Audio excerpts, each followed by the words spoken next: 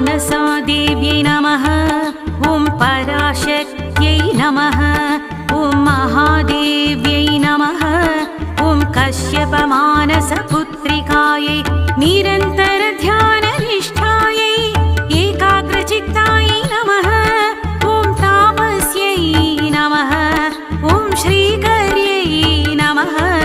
ॐ श्रीकृष्णध्याननिरतायै श्रीकृष्णसेवितायै एकचित्तायै जगदीश्वर्यै एकचित्तायै जगदीश्वर्यै नागलोकदक्षिण्यै क्षीरप्रियायै पञ्चभूतेशे मानसा देव्यै क्षीरप्रियायै पञ्चभूतेशे मानसा देव्यै मानसा